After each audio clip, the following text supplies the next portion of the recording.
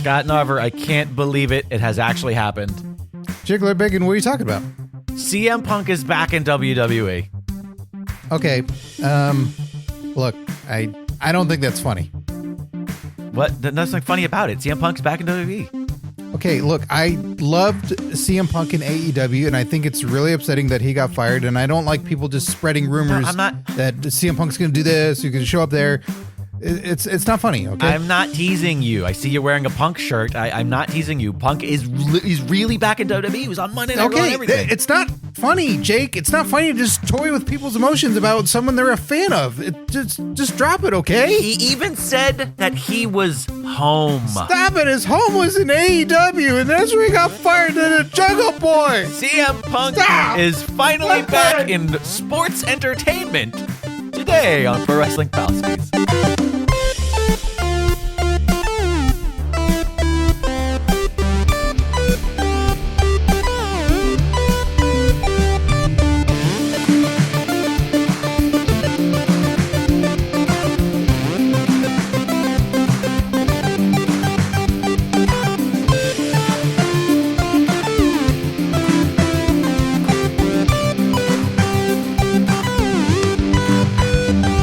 Hey, Scott Narver. Hey, Jiggler Bacon.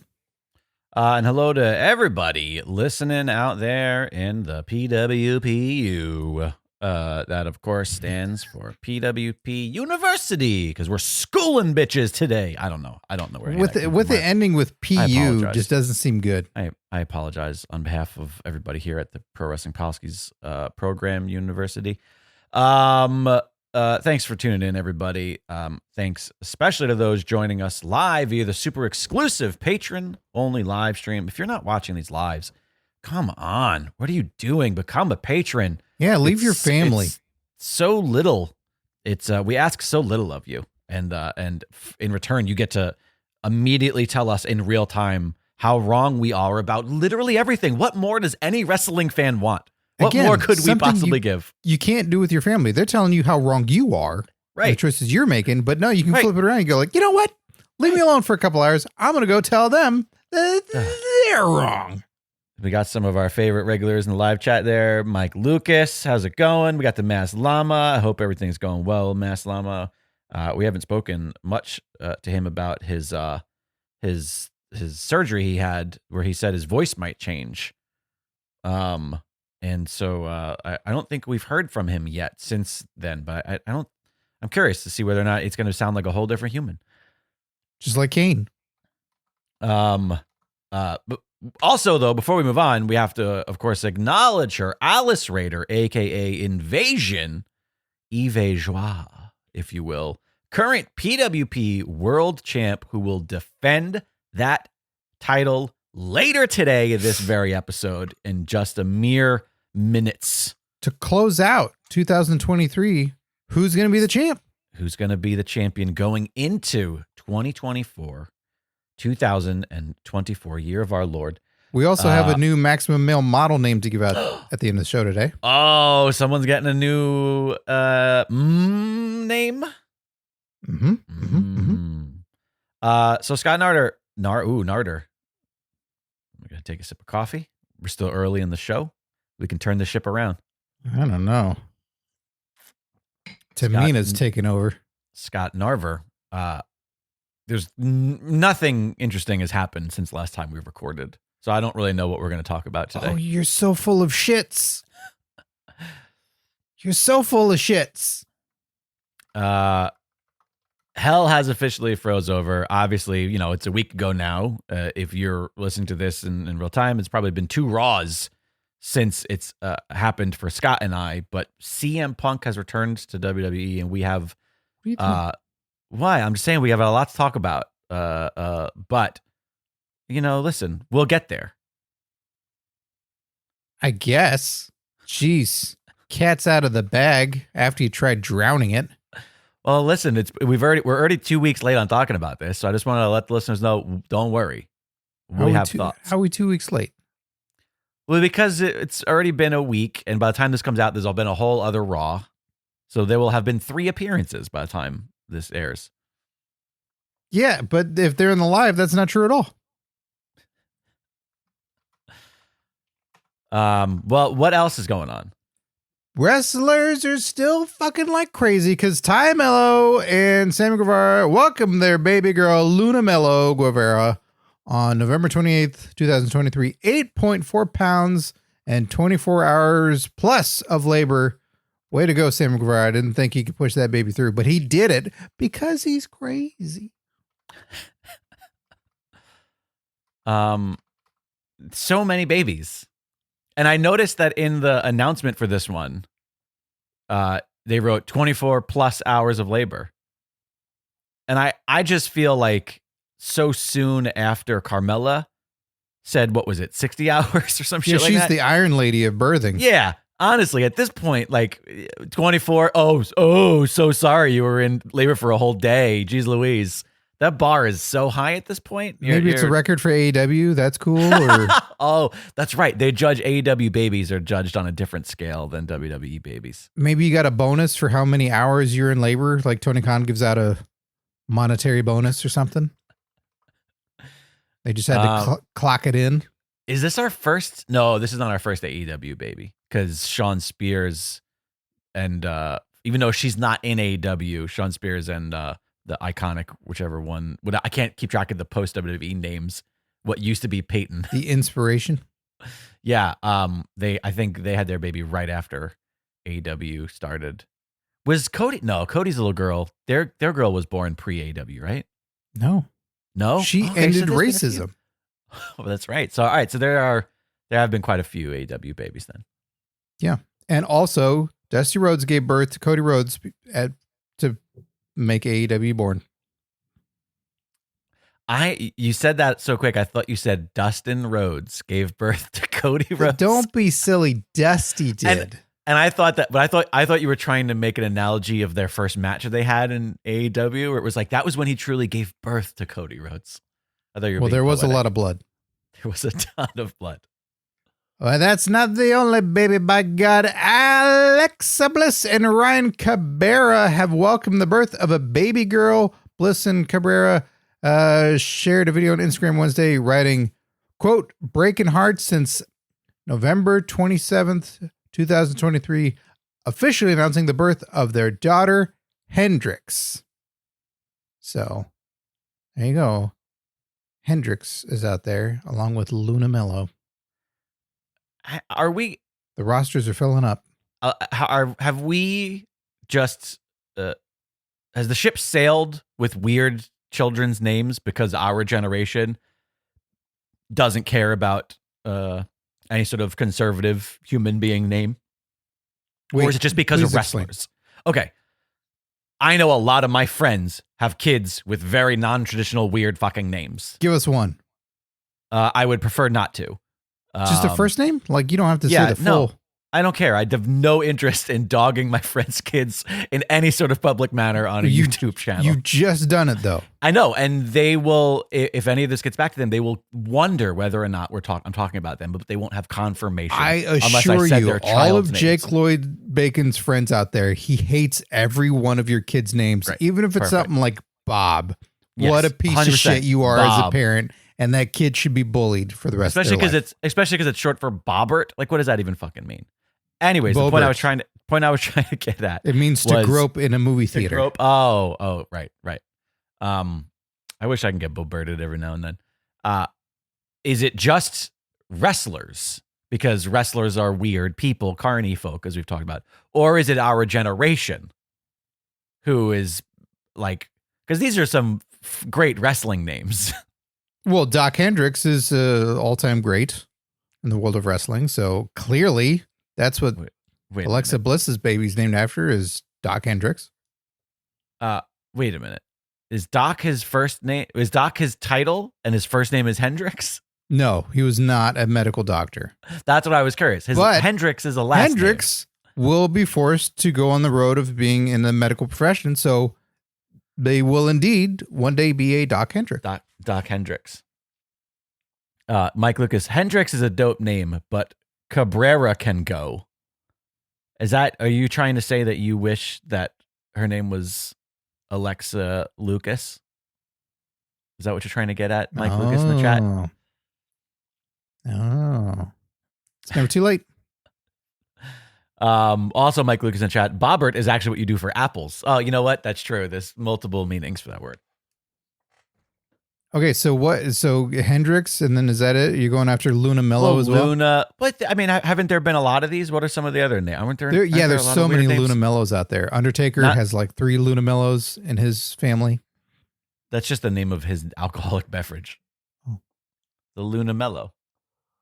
Not like Flair's beverage, though. Good God. Woo! Is it called Woo? Yeah.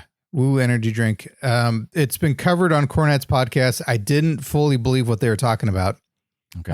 But we're going to take a little side rail here since you mentioned it. With people's drinks. You need to look up right now. Do you have the means to? Do you have a device? Yeah, let me do it on my phone. It'll be easier. Okay, so go search Woo energy drink. Go to the website because that'll be the first thing that pops up. Unless you want the viewers to see what I'm Googling. I always do. Oh, well then in that case, then yeah, let me just do it. Let me do it on the computer instead. And we'll just take up the whole screen. Okay, great. And anybody else can do it too if they're listening right now and they can multitask on their device or they're at work and not really working. Look up Woo energy drink. Or just become a patron and just join in. Okay, Woo energy drink. So look up Woo energy drink and then go to the website. So again, this was covered on Jim Cornette's podcast. I'm not stealing their bit. This is to inform and to let it be known and to see it for your own eyes because I could not believe it.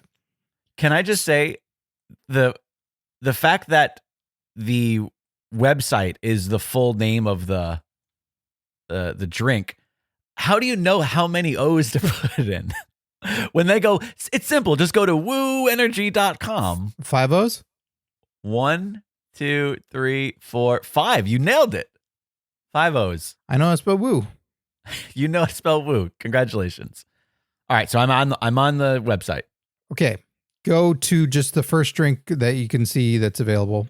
And it'll take you to the cart where it'll take you to like, now you want to buy this drink, right? Okay. Before I get there, I do want to say that the first line is break the rules, be spontaneous is the advertisement. This sounds like he's telling people to take his dick out in public. Please don't break the rules or be spontaneous. That's not what this is referring to. All right. So I'm going to go to the first drink, Dragon Fruit. Yeah. Rick, let's go to one. Nothing has to do with Ricky the Dragon Steamboat. Yeah. The sparkling mushroom elixir. Clicking on it. Okay. Do I go to add to cart? So now there should be 3 images available to look at. There's the image of the front of the can. There's the image of the back of the can. Okay. And there's an image of the side of the can. That is the image you want to click on and then get it zoomed in. Alrighty. Keep out of reach of children. Okay. Read the whole thing, please. I wish I could rotate this image. Your head? Well, for the people watching along. Keep out of reach of children. Consult your physician before purchase and consumption. Do not take this product if you have any type of blood disorder, liver or kidney disorder, high blood pressure, heart disease, central nervous system disorder. I need to make this larger. Sorry, my eyes are just too bad for this. Oh, is that as big as it gets? That's as big as it gets. Where was I? Or any other medical condition. Do not take this product if you are pregnant or breastfeeding. Do not take while operating heavy machinery or motor vehicle. Do not mix with alcohol or medication. Do not exceed 1 serving within any 24-hour period. Disclaimer. It's licensed intellectual property, brand, manufacturers, retailers, and distribution. Take no responsibility for the misuse of this product by using this product. You accept full responsibility for any adverse events or health complications that may arise from its use. So this was going to be something where I was going to say like, hey, we should do one of those taste tests and get one of these to try them out. No. Okay. 100% no. Here's my other question about it. Okay. I thought that this was going to be one of those instances. So there's another drink out there. I think it might have changed, but I think it was called a Red Line. Okay. And it had a similar warning. And it said, do not take more than 1 serving. And then it on the nutritional facts, it said serving size 1/2 can. God, what the fuck? And so they expect you to drink half of the can and I guess just save the rest, but it's not in a bottle with a screw top. Well, there you have it.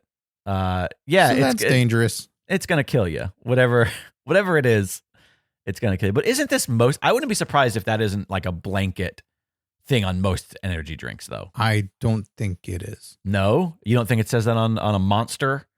I don't think it says all those things for sure. I also wouldn't think, because Red Bull is known to be mixed with alcohol. And I don't think that's a thing that they say, don't mix this shit with alcohol. Right.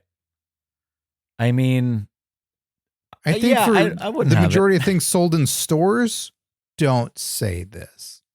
Yeah, I probably wouldn't drink it. Focus energy, mood boosting, stress relieving, potential death. Yeah. Mike Lucas did say compare it to another drink. All right, let's look. Which one? Should I do Monster since that's the most famous one? Yeah. Monster, right, Red Bull. Those are the two that I can think of that are the most common. Even The Rock has an energy drink, right? Oh, what's his? That's a good one. The Rock energy drink. Is it Zoa? ZOA? Yeah, that looks like his. Yeah, Dwanta is inspired by the name Dwayne The Rock Johnson. Okay, Zoa energy drinks. Whatever. What's on the can? Let's see. Cornette didn't do this, though. Dwanta's they compare with The Rock's energy drink. Let's see. Breaking ground, stomping grounds, taking names. White. I can't see the side of the... Oh, wait. Oh, there it is. Ingredients. Contains no fruit. See, I see the nutritional facts. I don't see a warning. I just see not recommended for children. Or, okay, yeah, all it says here is not recommended for children. If you're watching with us, it's the bottom half of the bold text here. Not recommended for children or people who are pregnant, nursing, or sensitive to caffeine. Okay. That's all it says. Yeah, that seems reasonable. It does not appear to say anything about dying. Don't take more than one. No. Don't mix with alcohol. If you've ever been to a doctor in your life, you'll explode. Well, there you go. It seems like... Rock wins. Mess Lama says, this is indeed a most bizarre timeline. That is a very good point, Lama. So there you have it. WWE beats WCW once again. Well, moving on to AEW reveals date and location for Revolution 2024. Revolution will mark Sting's final pro wrestling match, in AEW at least. The date and location for AEW Revolution has been announced. Tony Schiavone revealed that Revolution will take place on March 3rd at the Greensboro Coliseum in North Carolina. Sting had announced his match will take place there. Schiavone brought up that the Greensboro Coliseum was the venue in 1988 where Ric Flair defended the NWA World Championship against Sting in a 45-minute draw back at the first Clash of the Champions. And this is, as they put it, like a fitting place for his final match. So what do you think about that? I mean, hey, you're closer than I am. Any inclination to go see Sting's last match? No, not at all. I tried to make my chair higher and I made it shorter, and now I look really little on the stream. No inclination. I'm happy for him. I like the story. I like that they've written something. I don't believe it. Happy for him? I think he's happy. I think he's unaffected by the kids in AEW the way that CM Punk was. I think he's got a higher tolerance threshold for children. And he's enjoying himself. He's doing crazy shit and trying to hurt himself for our entertainment. I don't think this is his last match at all. I certainly have the inclination to be like, kind of want to go to this. Yeah. I feel like it'd be pretty special. Mas Lama says it's only 3 hours away and he may go. So you and Lama could go watch the Stinger. I'd be curious. This is a call to action for our hotline. 747-666-5606. Call in. What are your thoughts on Sting's retirement match? Any inclination of going? Because I know we have some East Coasters and some people in the South that it's like kind of in the region, as Lama said, like 3 hours to go. Would you go? Does it depend on who the opponent is, or would you just go to see Sting's last match? So call in, let us know. Yeah, I think that your little joke that you made in the very beginning, I think you hit the nail on the head. This is his last match in AEW, at least. I think at some point, I don't know.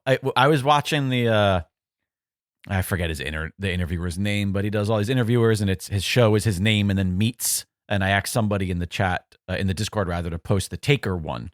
Ariel Helwani. Ariel, yes, thank you. And I watched his Taker interview because I saw a clip of it. And I was like, hey, can anyone find this interview? And they posted it in Discord. That's how great our Discord is. I watched the whole thing the other day, and Taker talks about like, yeah, no, that I'll never come back as the dead man. Like, that's done forever. You know, he's like, if I ever came back, it definitely wouldn't be as that character. You know, I don't know.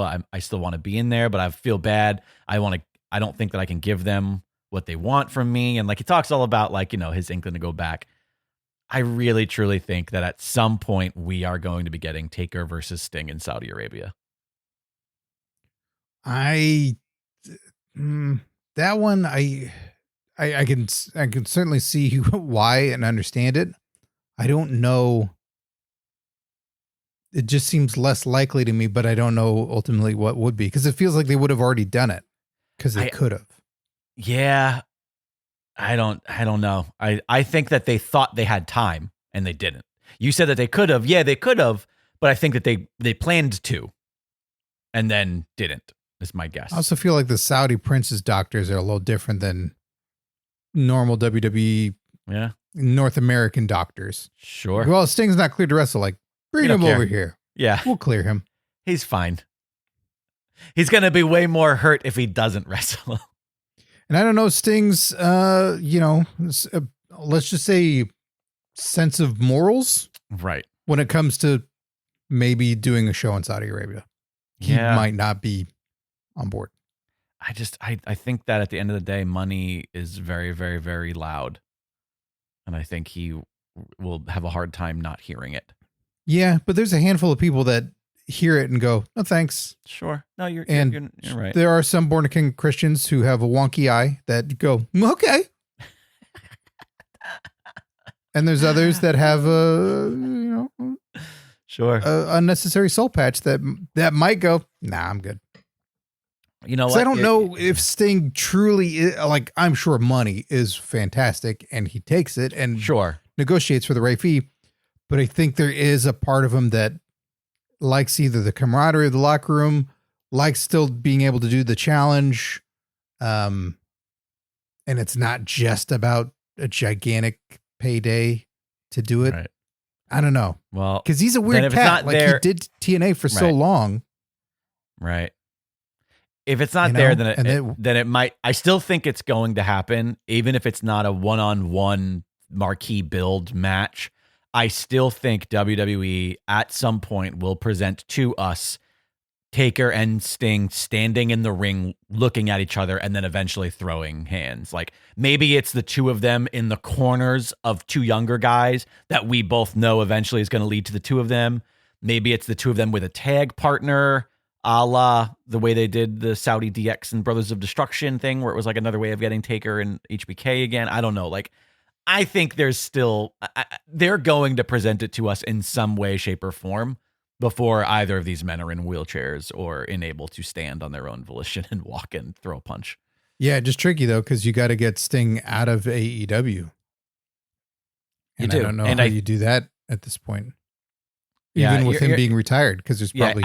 he's probably going to have like their version of a legacy deal or whatever WWE calls that, where it's like, oh, yeah, we have our employees who are under contract not to wrestle, but to be brand ambassadors and to show up and to do commentary or to do panel shows or whatever. So you're paying me for what? To paint your face. Yes. Oh, okay. We want you to paint that face. Can I do the Joker? That's what he should say he's retiring from. Like, I'm retiring from painting my fucking face. So if you want to see me and call me Sting, that's fine. But I'm never painting my fucking face again. I mean, and do you know how like bring me out of that retirement? That is Saudi money. You know, that's what I would say if I was Sting. Like, The fucking Saudi money that I need is to paint my fucking face. Taker talks in that interview about like, it's weird because for a while, I knew everybody didn't want to Taker, but now it's like, no, people want to hear what Mark has to say. I can picture Sting being like, I'm retired. Now Steve, on the other hand. Steve's got some shit to say. Right. Well, in Sting's slave news, Ric Flair has announced that he will walk away from AEW if he is embarrassing the company. In a social media post, Flair addressed negativity that he is hearing regarding his AEW run, saying that he will leave the company if he's embarrassing it, and issued an apology that appeared to be directed towards AEW owner, president, CEO, GM, and head of creative, Tony Khan. Flair posted the following, quote, I am tired of hearing all this negativity. I don't need to work, and I don't need the money. Can I simply enjoy being my dear friend Sting's side for the next few months without so much hatred? I know I'm old, but that doesn't mean I can't enjoy life. I have earned the right to do whatever I want, and I'm exactly where I want to be.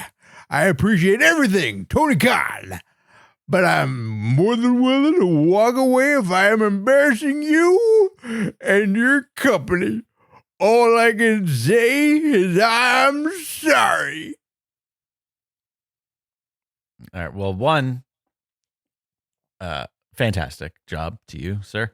And two, this was like the most tone deaf version of whatever this was supposed to be.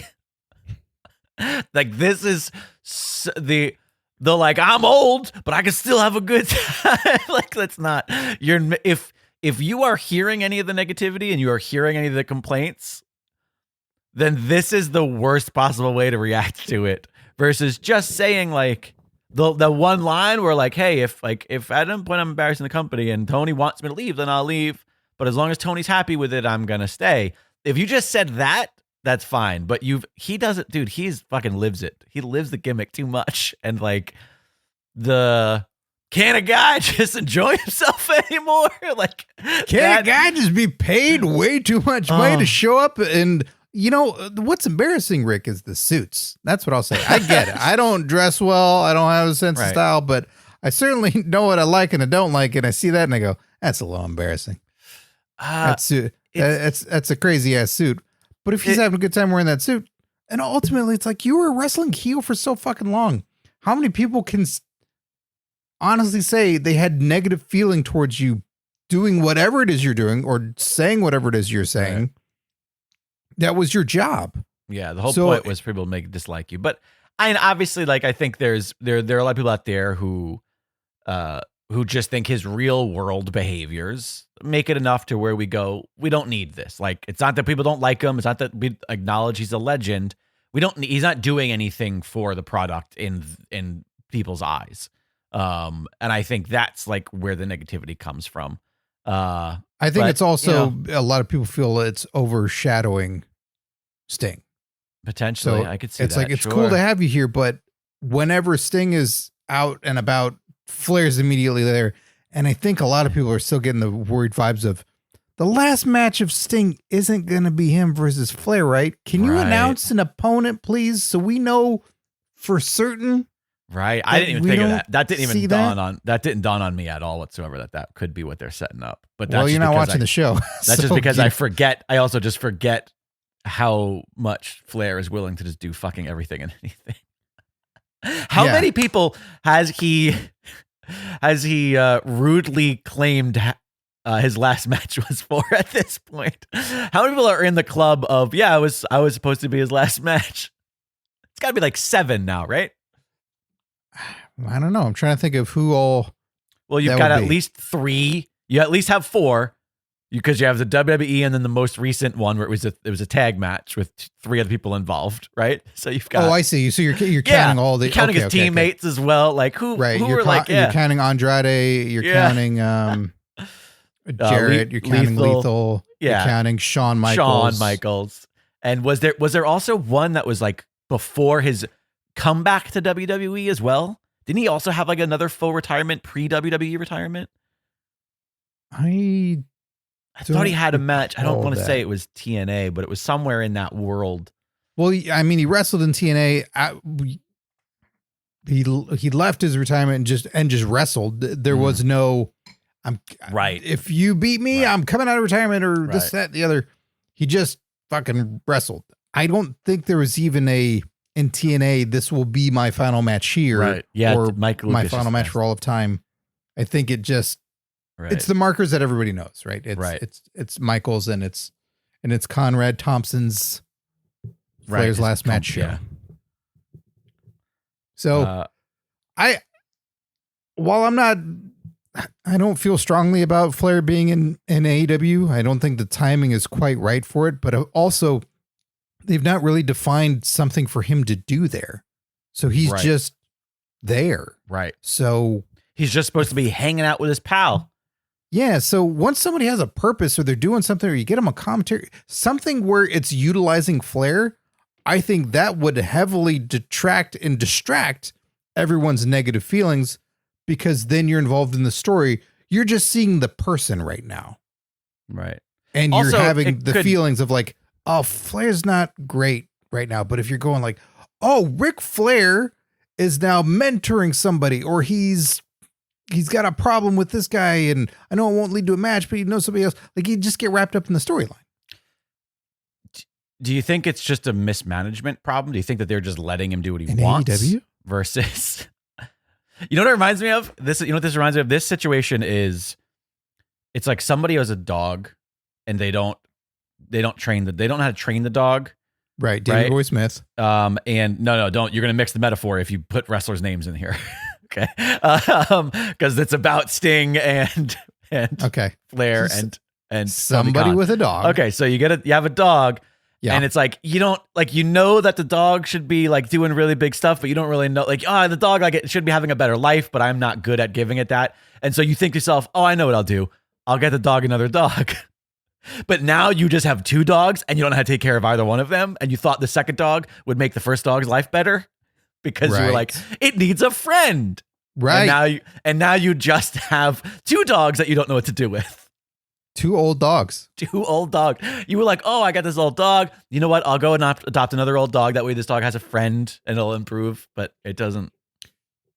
But you presented that dog as a slave to the other dog. Yes. Let's not forget that detail. Yeah. And meanwhile, you had a puppy too that's crazy jumping off everything all the time and painting its face like half in skeleton.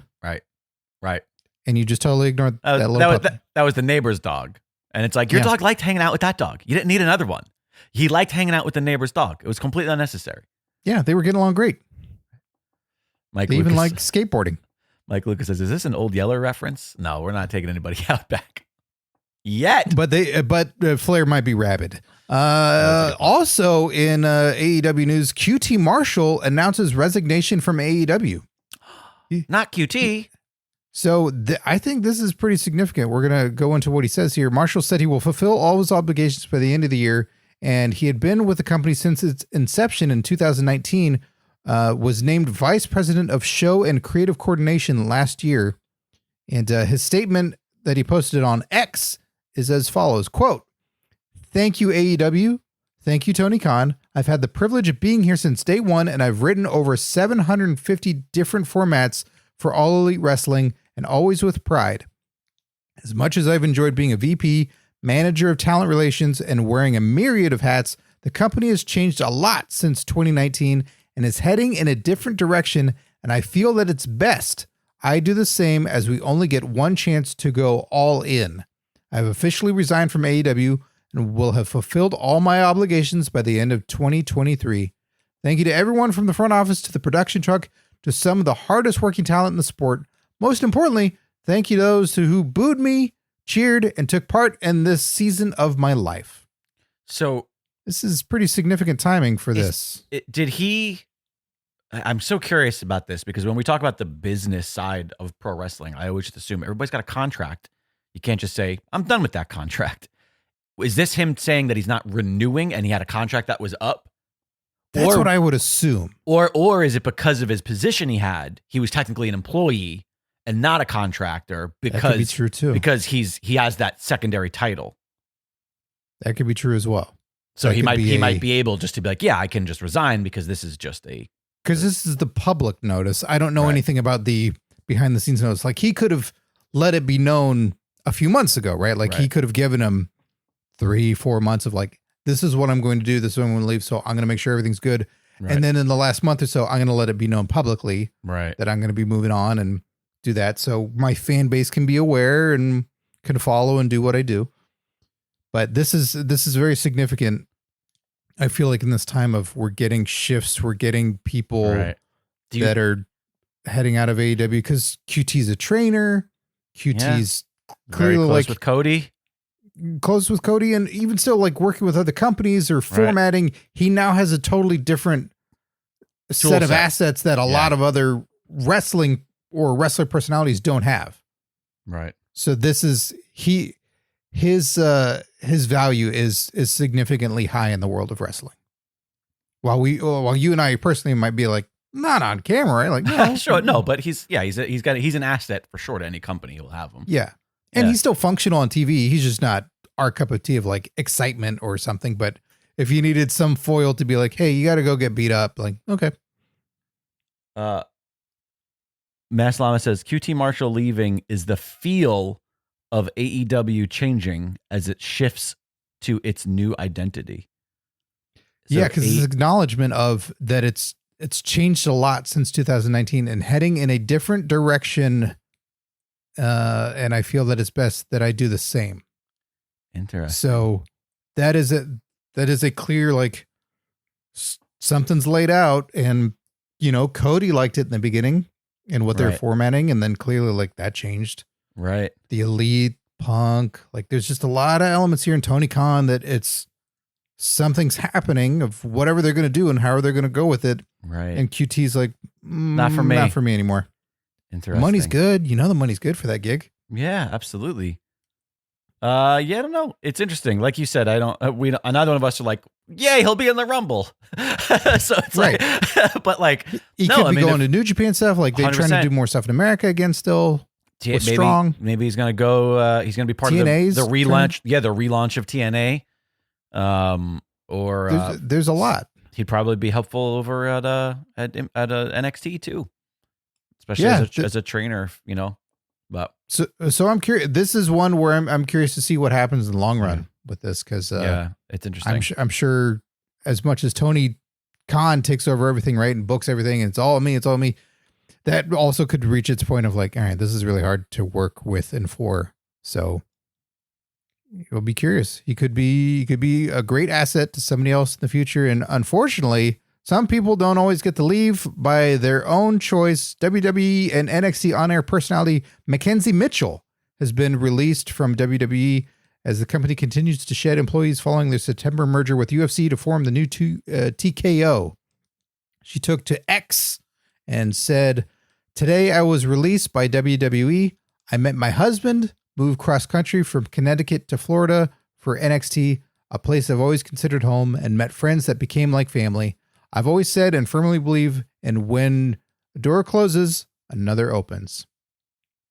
So, yeah, she got a husband out of the whole deal.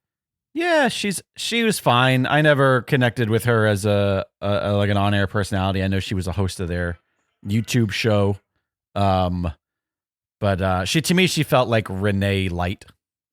Like she felt like, yeah, but she don't work there. Maybe we should have seen it coming then. I like Mackenzie. She has personality. She's just naturally. I will say she felt like she had an opinion. She felt like she wasn't the nondescript like NPC that WWE likes to put on air. So that was nice. I'm sure wherever she goes, she'll be fine. Yeah. So, she's out there. She's going to be doing a thing.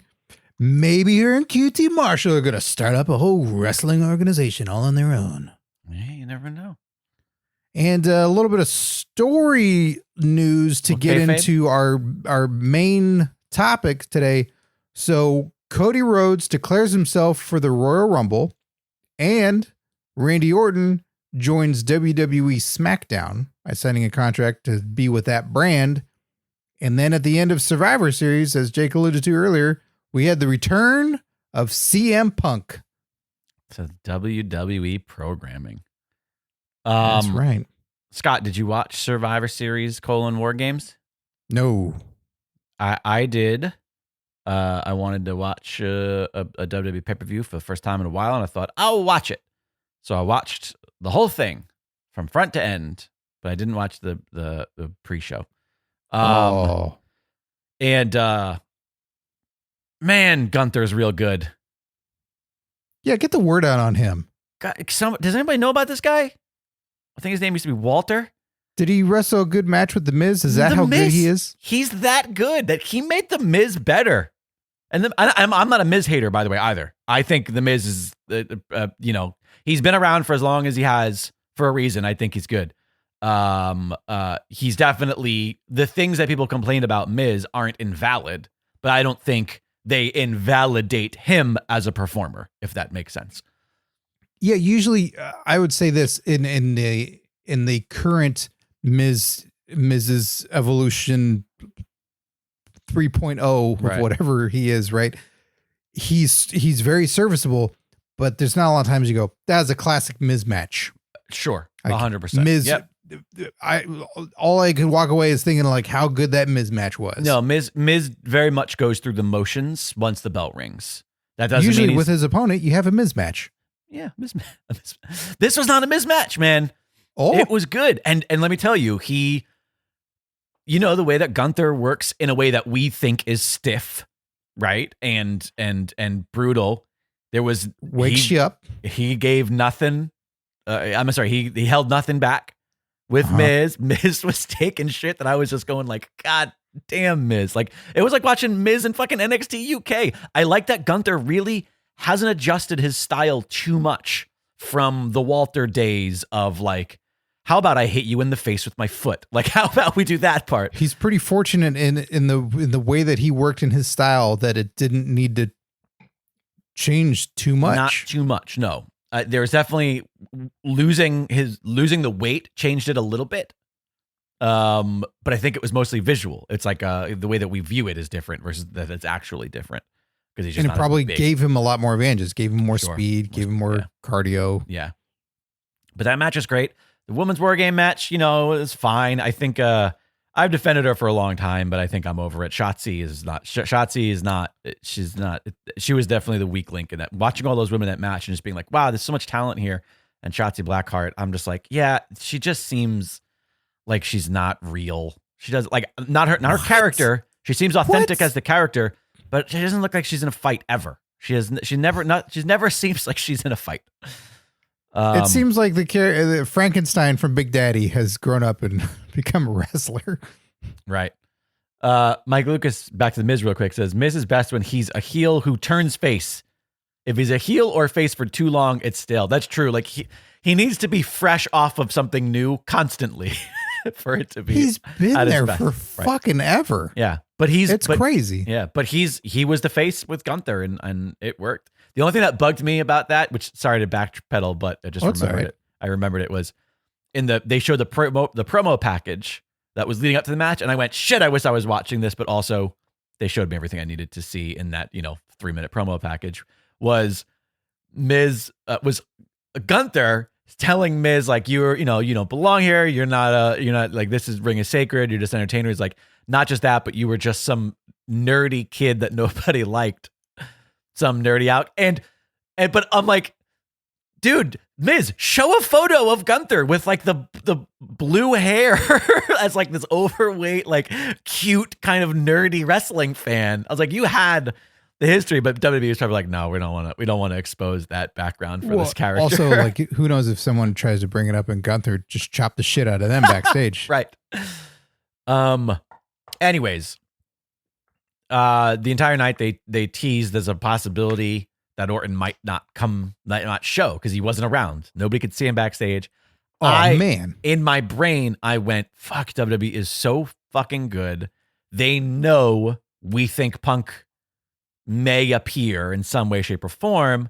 And so they are planting seeds of doubt in us and playing with the rumors that, maybe Punk will come. And we know he's not coming. But they're like, to me, it felt like they were just trolling everybody. And I loved it. I thought it was great. I was like, that is really, really smart. I thought it was risky because you don't want Orton to get booed when it ends up being Orton and not Punk, you know? But I also think Orton is at that point now where I don't know what it's going to take. I think he's never going to get booed, really. If he turns heel, we'll boo him in a way that's like, boo. But when his music hits, everybody's still going to stand up and get excited. You know? He's at that level now. And you know, of course, he ended up showing up. And I joked in the Discord that, this whole bit was just because Orton didn't feel like waiting in the little cage for War Games.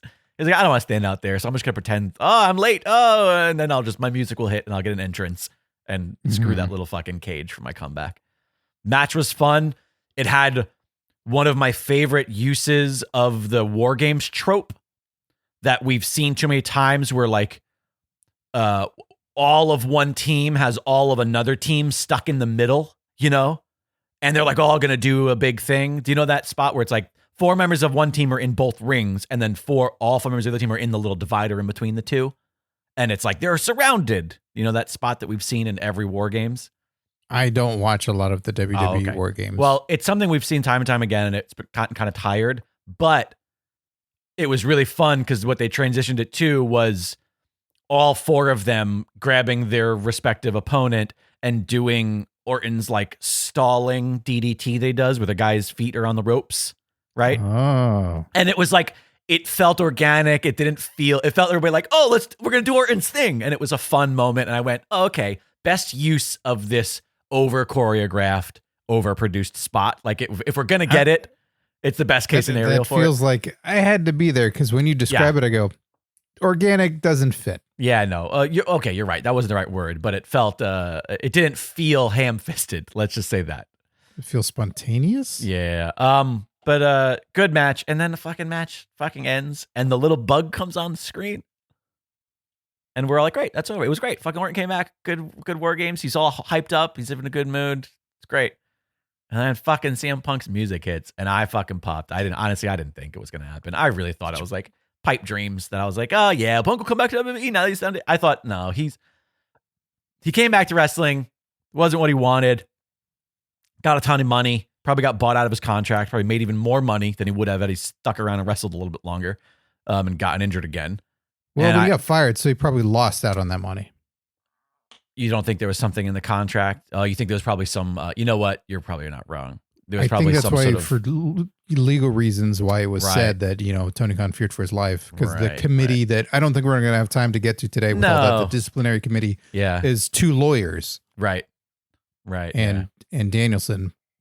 But I think that was all legal language of how we can not have to pay him the rest of his contract. Right. But I think it worked out okay. I do.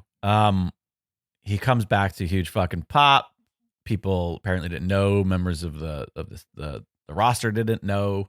There was rumor about whether or not people in the Scotty match didn't know themselves. Scotty? Tuhani? Yeah. No, it's a song. Don't worry about it. And shit, it was fucking tons of fun to see him. I didn't expect it at all. I thought for sure. I was like, it's just too much. It's too big of an ask. Like it's not going to happen. Tickets to me are usually the indicator of something like that. And I had posted this in the Discord a little while back when it was asked, like, do we think this is going to definitely happen? And I think it was about a week out where WWE released a bunch of tickets. Released a bunch of floor tickets that they've been holding on to, and sold them at the same price as the other floor tickets. Now, when they know they got something that could possibly happen, this is their move. So they had held on to tickets in Chicago, and usually when it's going to happen, they will announce it and they'll jack up the price of the remaining tickets, and say like, this person's coming back, and then you can buy those at a premium.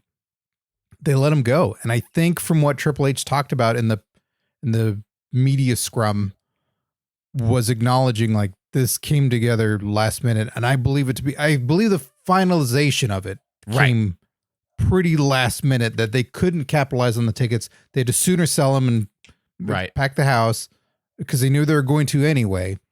And enough people knew. You can't say I don't buy Triple H's full narrative of Yep, like me and one guy knew. That fucking the best in the world is formatted for those new Titantron screens. Right, of course. The wraparounds, like that doesn't just happen. Right. I've been to Impact Wrestling. No, like the little I know about this stuff, like I've been to Impact and see when they've had to tweak it and do it, and it's not all right in the moment, and they've had some notice. I've done graphic package work for live broadcasts. For a pretty big broadcast where I was just on the tech team back in LA when I would just, take a job here and there. And that shit takes a lot of work. It's hard to do stuff on the fly. So they had to have enough notice, or were told like make it beforehand. So someone had an inclination. They use a different version of In Living Color's Best in the World song. Yep. There's just stuff. There's just a few things where some people knew. And I know, you don't tell a lot of the talent. And I think I couldn't believe the fucking bullshit stories that were happening left and right. Oh my gosh. From the time that it happened. So it was just like nonsense flying. Let's talk flying. Let's talk about Seth and the stuff that was captured outside where he's screaming Drew as well. Yeah. But I want to talk about Seth first because it was on air. Well, not on air. It was recorded in front of the audience. Fan cams. Right? Fan cams and social media posts. Oh my God. Like it never amazes me. People who watch pro wrestling, okay, who we all claim to be fucking like smarts. Like we know what's going on. We know what's real and what's fake. The way that like everybody's like, oh man, this is all grouped together with a general thought. So I know I'm jumping all over the place here, but like, he posts the people will post the promo he did in AEW about like, oh, you think the grass is greener or all the stuff where he dogged on WWE. And they're like, oh, this hypocrite, this shit won't get over. This isn't going to age well.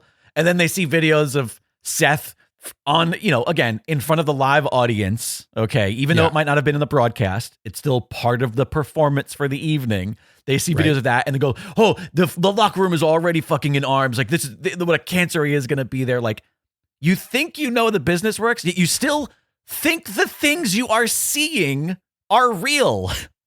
Yeah. Stop being such a fucking mark. Enjoy the show and shut up.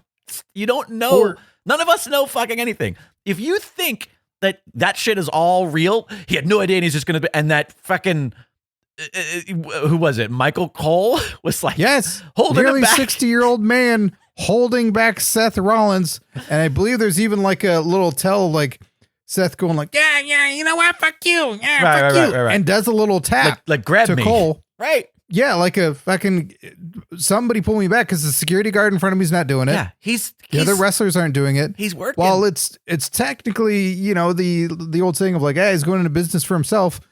I am all for anybody in that moment when they don't know this thing happens and you go, well, shit. Right.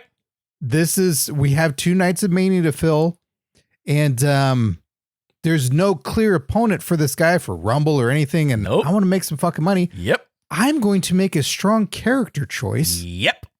And react because the fans are seeing it. I know there's always phones around and they're going to grab some. So if this gets some momentum going and maybe the back office or anybody buys into it and they go, well, I want to see that match. Great. Right. I just fucking lined my pockets. 100%.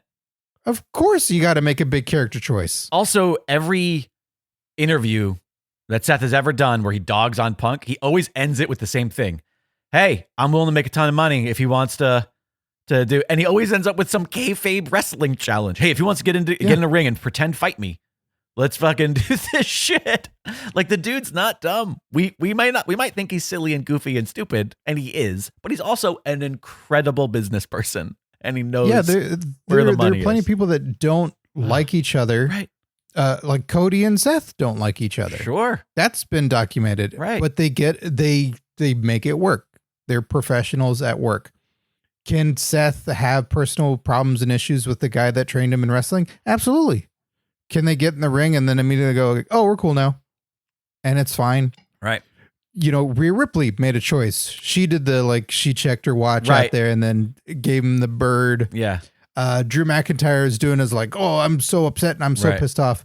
And then the rumor of like, oh, then he took his stuff and he immediately left the building. Like, yeah, I can see that anyway, because he left. It's another fucking night of another show. You got to catch a flight. You got to drive however many miles. He wasn't on the press junket afterwards. So his night was over. That's like saying, yo, you'll never guess what happened after fucking Mania. Brock Lesnar, he wrestled his match, and then he took his bags and he went home. Yeah. Oh, I can't believe he went from Chicago to Nashville in the main event. 24 hours. Can you believe that this motherfucker left once everybody went home? Can you believe that he left when the show was over? Motherfucker. Can you believe that these heels or quasi heels had strong choices when a guy came back? Yeah, because they want to have a match and they want to do something. Because if they all just stand there slack-jawed, then you're wrapped up in the moment and you're like, holy shit, he's here. But if you're with it and you're hip enough, you got to make a choice because you got to have something happen. Maybe you are the character and be like, whoa, you can look to the audience and go like, what the fuck? Seriously? Punk is back and that's fun. And there was a lot of that. I think that Cody was doing that in some of the shots. Like there was definitely some shots that were like, that were doing the point and looking at the audience like, holy shit, look who's here. And they weren't. Because Cody's fine. Like Cody's got shit going. Like, and he's the face and he's going, well, they're cheering him. I can't go, fuck you. Like, doesn't work. No, that's not me. But it was, so we have that moment at Survivor Series. And we have a great looking hairdo for CM Punk. And then the following night on Raw, I don't know what happened to his hair. I was so disappointed. He looked so cool. Yeah. And then it's like he had a hat on his head or something. I was a little bummed that, because I did end up watching, I think it was the following day. Raw. That I turned on Raw, and when you haven't watched a full Raw in a very long time, it's still long, but there was still plenty of things like, oh, you haven't seen these guys, or oh, this is going on. Like, this is okay. I can take it on in the background for a while, but it did suck that it was the tail end of the show that we got CM Punk out. Yeah, I watched Raw as well, and the thing was I watched it on Hulu, and it was fucking highly edited. So I was watching Raw, and I thought to myself, Lucky I was like, shit, there's not a lot of wrestling in this wrestling show. I know they had the tag gauntlet, which is a big chunk of time in one match, right? Mm-hmm. Which was good. And I don't know who I never saw the Creed brothers, but I was like, oh, these guys, I like watching them wrestle. They're fun. They need characters, and they should come out to Creed because that's just obvious. But other than that, Xavier has a couple of brothers. I mean, it's good for him. It was. I thought to myself, God, this whole thing was promos. It was like Orton's big promo, and then Cody talked, and then Seth talked, and everybody was talking. And I was That's what the show was, Jake. I was like, oh, really? But then I went online and I saw there were other matches that I had missed that were just cut from the Hulu feed, which I'm like, that's funny. They cut the wrestling out of the wrestling program. But, Punk was saved to last on Raw. The rumor was that they went long and he originally had more time than they gave him. But I didn't. Honestly, I didn't need any more. I did. You did? You were on that camp? Yeah, because all of Punk's great AEW moments of his return and everything is he gets to play it up, right? Like he gets to have the reaction, take that in, spit it back out, and spin a bit of a yarn. Right. This felt like I just have to hit the bullet points. I don't know if it was rushed or not, but it just felt like there were no choices for this, and there was no direction of Punk going somewhere or having an angle or something. So this is my takeaway, and that is you're not going to top the AEW 40-minute long fucking, come back with the mic and say all the things and talk about wrestling and talk about leaving pro wrestling when you left Ring of Honor and now coming back to pro wrestling and that whole bit. Like that return needed to be what it was, because you're putting AEW over because WWE exists, and that was the place you were last 10 years ago or however long it was at that point, 7-6 years. Like it's, I think that was necessary. I don't think you're going to top that by coming back to WWE and attempting to either say like, I was on the fucking indies, or don't even acknowledge AEW. That's the best way to put AEW behind you. Yeah, they Punk. Certainly don't need to. No, I think what I dug about it was, and maybe this is where some people went like, well, I wanted Punk and I got Cody Rhodes was I thought that this was nice and new and refreshing because he juxtaposed the character of CM Punk by coming out and saying, listen, I'm surprised by this. I know it might hurt my fucking image or whatever, but like, I'm a little emotional. I always thought this might be corny, but the way that I feel is this. And, you know, Dusty Rhodes once said, just tell him the truth. Tell him how you feel. And him saying, I'm home, as corny and as like, cliche as it might be, that to me was everything that we needed from that first night. Because if he comes back on Survivor Series, the thought process is still like, well, what's he doing here? Is he under contract? Is he just showing up? Is he, you know, like, what's the deal? You play that game, and him now stating on Raw, I'm here now. This is where I am. I've returned home. That was, but I'm not, because I could be on SmackDown. Sure. When I took here, I meant WWE and not necessarily Raw. Yes, okay. I understand that. But the point I'm making is that right there, that to me was enough. Then I think we got a little extra. And I know that it was the whole thing was in theory supposed to be longer, so who knows what he was going to say. But we just got him back. I don't need him to lay down who his first opponent's going to be, just lay out his agenda. I like that he's there. And then all he says is like, people back there, it's smiles. Everybody's fucking happy to see me. Because then we're getting a little bit of that like, all right, Punk's maybe playing people. And then he says, well, most people. And he throws that down. Like, I felt like he did just enough to acknowledge the things that we know without doing an AEW promo. And that is, I think this is what I get at. I think CM Punk needs to somewhat reinvent himself as one of the old guys now versus I'm back and I'm going to do a pipe bomb and I'm going to talk about Triple H and being the fucking Vince's daughter and all this nonsense. Like, I think he needs to come back and needs to present something different. And I think in that first at least talky talk, I think he did that. But this was generic video game, like every cutscene that they do in the video games where it's like, ultimately, I didn't say anything. This felt like it was written more by a writer than Punk. Oh, okay. I didn't feel that, but I understand. And Punk's voice wasn't there for a lot of it. There's moments of it in there. And I feel when you're presenting, what is it that Cole says? He's the most controversial and unpredictable. I'm not exactly sure, but something like that. But basically saying like, he's a loose cannon and he's going to have a live microphone. Yeah. We don't know what's going to happen. Oh, he said a lot of generic stuff and we didn't get the picture we've been painting for 3 hours. Interesting. So I think that was a little off brand of like what you're presenting. You also made everybody wait. This is also the most fucking viewed thing on social media they've had ever. Right. So why play it as safe as you did? Why not have something in it? Because the one thing that is said that was like, there we go. That's the fucking line is when they're wrapping up and he's not on mic. He's to camera. It's to camera. I'm not here to make friends. I'm here to make money. Yeah. Had that been said in the promo as either the final line or just like, that's the point of it. Yeah. But then you can go, there's the acknowledgement of AEW. Like that's what we get. Right. Cause that's the ongoing joke of like, it's just about friends and this, that, but it's a clearer path of, I'm not here to be fucking friends with anybody.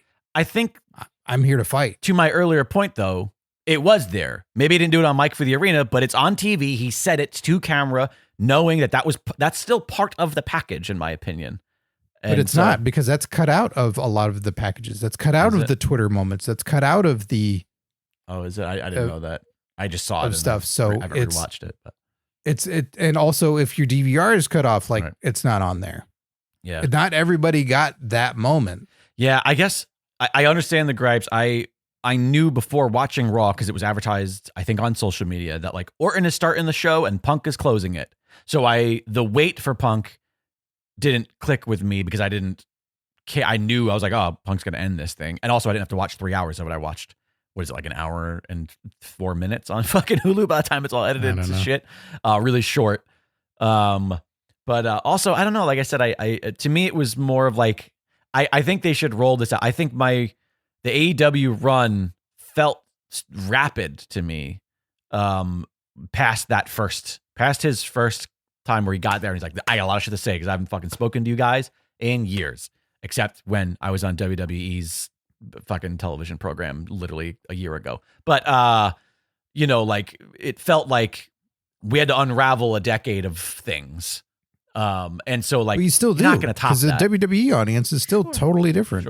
Sure. And maybe we'll still get that. The listeners now might have already seen him once on Raw. I'm not sure because by the time that we're recording this on Sunday before the second Raw that he would be around, unless he's going to be on SmackDown because he might be on SmackDown this week. I just think with the significance of like, this is the highest viewed social media thing they've ever had. Right. This is what's going on. Like there is no room for error. I don't know if they did run out of time or not. They might've just meant it to be like a 5-minute thing. I still think it doesn't have to be an opponent. It doesn't have to be Rumble. Right. But just the intention of I'm here to make money and not friends, right. Or everybody's wondering why I'm back and now is because I want to fight, because I want a championship, because I want something. Right. Like that I want something. It doesn't have to be a person. It doesn't have to be a path of what it is, but just an intention of like, okay, I know this now. So the casual viewer, the people that they're trying to keep or bring back in or pulling the AEW people, like, what is it he wants here? Right. I think is significant and needs to be stated rather than that strays away from the AEW. Like I'm back and all the stuff. Right. Like, I'm yes, here, acknowledge why you're here in WWE, but what do you want? There is a possibility too, because he's not stupid and he does have a good mind, that he also didn't want to just say everything that Cody said when he came, which was like, I'm here for that WWE championship.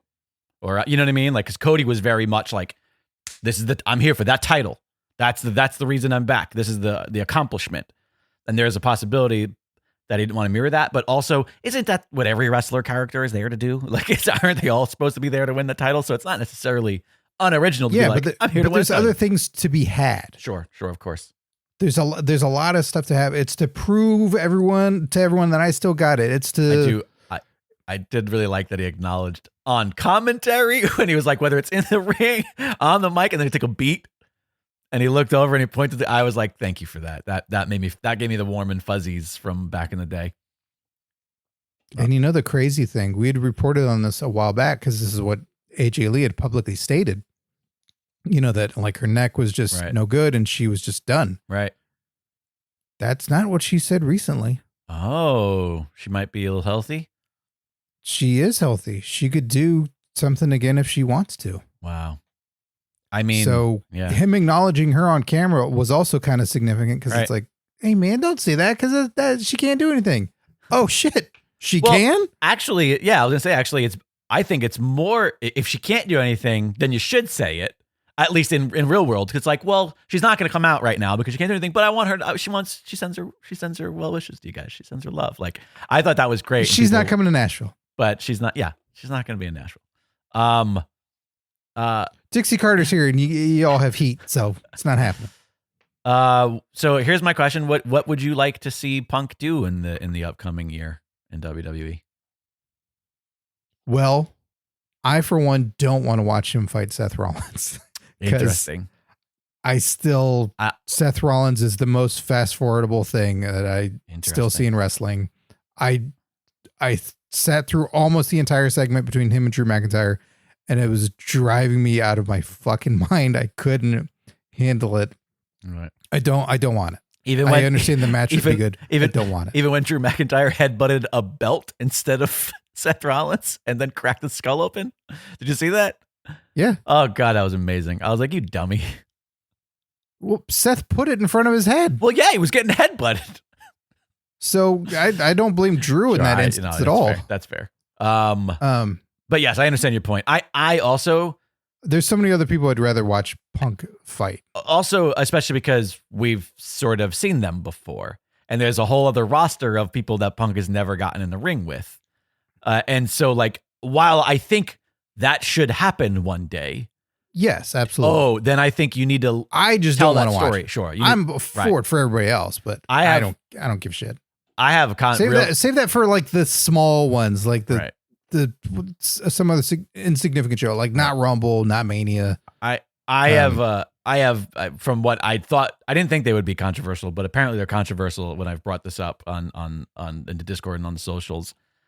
But after all of this time and all the opponents that he's been through, I think Punk beats Roman. I think that's like, it's unforeseen. You don't, he's ran through all these people. He's beaten all these other champions. You got a guy who comes back who calls himself the best in the world, who you don't even like. There isn't this big long story of the bloodline screwing him over. It's just, Punk comes in and beats Roman, and Roman is caught off guard, and the title or what used to be titles still are on someone who can use it in this new run of his.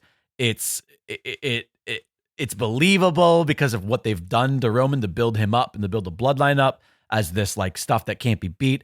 Because CM Punk is that sort of like man of the people underdog kind of character. And if they didn't pull the trigger with that same character in Sami Zayn, Punk is, I think, the next similar thing. Now, I know that people that love Cody, like I do, go like, no, Cody should have won that title for him. But I feel like, yeah, you had that opportunity and you didn't do it. So now do this and have Cody go elsewhere. Yeah, but it's not over. Yeah, I know it's not over. But so many people close the door on Cody when it's like he got screwed. Yeah, he got screwed out of it, and who knows whether or not we're gonna get Cody's gonna win the Rumble again, and we're gonna do this a second time, and that very well may be their plan. But I think that has been in the plans as a potential plan for a while since the last time. Obviously, it was still like, wait, can we get Rock? Right. Wait, can we get Austin? Right. They always have their tiers of all these things happening. One thing I want to address, I know we're still talking about like Punk and we got Cody, we got Punk, we got all sorts of stuff coming.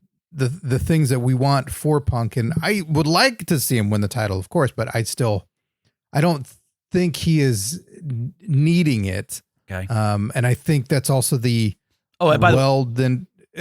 already did the top thing and now it's over. Let me just say though, I don't think that's what he does this year or in the next month or two. I just mean like, even if they're on separate shows for a year, I just think like that's the guy, in my opinion, to do it personally. I want Punk and Gunther to fucking go at it. Like I want the still when Punk was presenting the mentality, right? Of like, I'm here to challenge the younger guys. I'm here to see who what they've got and everything. And Punk versus Lesnar was so fucking great. I'd love to see these two go at it, and just Punk telling the story on mic and everything with Gunther, right? I think can be that next notch for Gunther to go like, we're making this guy like that's true. He's still a year and a half, 2 years away from maybe that inevitable crowd can't help but just fucking cheer him. There's also something to be like said. The natural turn. There's also something to be said about Punk. What Punk said on his first Raw, the one that the segment that you said was a little subpar, was he did specify like, I know you're scared because you've been in the locker room, and when he said you, he just means the roster, thinking that there's a possibility you might be the best. But now that I've showed up, all those hopes and dreams are gone. And Gunther's whole presentation is, this is my ring. While he doesn't have the catchphrase of best in the world, that is what he puts forward. Nobody can beat me. I am this most prestigious title, the most prestigious wrestler. I am the general here. He has that presentation that really does coincide with Punk's kayfabe presentation of like, oh, that's so cute that you've thought that, but now I'm here. And so therefore it's not possible for you because I exist, that's a good story to tell for sure. I think it's also very significant that we've had the stuff with Vince McMahon going on, right? And, the merger, right? And a lot of speculation of, is TKO involved in this? Are they involved? That was asked of Triple H in the scrum. People are giving Triple H all this credit of, he did it. Like, look, Triple H made it all happen. You know who also made it happen? Right. Is Vince McMahon and Endeavor. And Endeavor and I forget that guy's name. No, not Andre. The other Khan. Yeah. Now you made me forget it. Yeah, it's Nick Khan. Nick Khan, thank you. I thought you were talking about Marcus. I'm like Shao Kahn. Yeah, no, son of a bitch. I thought you were talking about the Endeavor guy. That was the partner. His Ari Emanuel. Ari, thank you. Yes. Yeah. So it's So this is the double-edged sword of it all, right? Like the firings, the making all this money, Right. saving all this money, the Saudi deals, all these things that happen, all these fucking business tactics that we don't love, makes this net of money, this pool that they can pull from to get a CM Punk and make the deal that they go, great, we can throw a shit ton of money at you. Right. We know that you'll make a shit ton of money. We know that your merch, I think, is doing exceptionally well in 2 different companies right now. Right. Seriously. That they're going to be able to print new toys again and do all kinds of stuff. Like they got that, and they can throw that money at it because Taker's out, because Rock's not likely, because Austin. Every year at Mania, they've had these pools of money to pull from these billions of dollars that they have sitting there. Right. We get this because of those things. Right. Yeah. And that is this double-sided nature of it, that it's not just Triple H that made all this happen. Right. He couldn't have done that without a fucking shit ton of money just 100%. sitting around. It's not just, hey man, I got this really cool idea for you. Like, what? Right. Yeah. I didn't know you had a cool idea for me. That sounds super creative to me and will fulfill me, and I need nothing more out of this. Yeah. That's a wonderful part of the equation. Sure. And I'm sure that I knowing who CM Punk is, I'm sure that part of this isn't just, do you want to come back? It's, what's the plan? If I come back, what happens? And there's no world where Punk just goes, yeah, all right, and just tell me what you got. He doesn't show up to Raw and go, so what's the plan tonight? Like, that's not fucking happening with him. Like, they already know. There's a year or a year and a half of beats, right? It's 100%. Like, this is the first milestone. We go to here, we go to this, then around SummerSlam, we're here, and then end of the year here, depending on maybe if the crowd turns in you, we flip you like we've been talking about. Let's talk about a couple. There's a lot of Punk stuff I want to talk about. Like, it's what Edge. It's like, Edge had a lot of. Yep. I think what we're going to see in Punk's run. Right. One thing, the rumors about Austin. Oh, Austin might come back for Mania versus Punk. I know that it's the dream match that we wanted, but I don't want it to happen, because I don't want Austin to beat Punk right now. And 2, Punk beating Austin at this point in Austin's career doesn't do anything for Punk unless he is hardcore heel. That's a very solid point. Like, it doesn't, I don't understand it. It doesn't do anything for me. If they were tagging together, that could be fun. Right. They could be doing something together. Because otherwise it's just KO and Austin, and that was great. And I didn't need more than that. Like KO and Austin was fantastic, and KO was in the right position for that, but that's not going to do anything for Punk. I think that's I know that I think it's just a rumor right now, and I don't think there's any credibility to it. Maybe there is. I don't know, because WWE is WWE after all, and they love their marquees, but yeah, I don't think you got 2 nights to sell, and you can throw the money and have record box office, this, that, and the other. They're going to do whatever. It'd be great. And I agree with you as a fan, right? I'd like to see that a year or 2 out. Sure. Is that possible? Don't know. When I want to see it once Punk is back at a point in the roster where an old guy can come in and beat him, and it doesn't matter, and it doesn't affect his trajectory or his career. Once that's okay, then sure, absolutely, let that. Because the young guys beating him is totally different. 100%, completely. If he fought Gunther at a Mania or something significant, a SummerSlam, and he's saying he's the best in the world, and like, I want that title. Right. I don't know if he's had the Intercontinental title. That could be one of those, like, I've never had that, and I want that. I want to say and he did around. Gunther beats him, and then he can walk away and be like, okay, right, I'm still the best in the world. Sure, I had a bad. That guy's pretty good. Right. Co-best in the world just today, though. Tomorrow I'll be back to being best. I'm the best in the world with these size hands. And then lift up your shirt and go, and this size hand. He's the best in the world with these size hands. Right. Or you can just be like, I was best in the world, but the sun was in my eyes. Like, it was an indoor arena. So anyways, yeah. So that's our thoughts on the Austin thing. The other thing I want to bring up, because it's, and again, we're hopping all over the place here because this is big news. There's down the wrestling community that is very anti-Punk, who's like, oh, good luck, WWE. He's a cancer on your locker room, and he's going to be getting into all sorts of fights, and it's going to be a nightmare. Congratulations.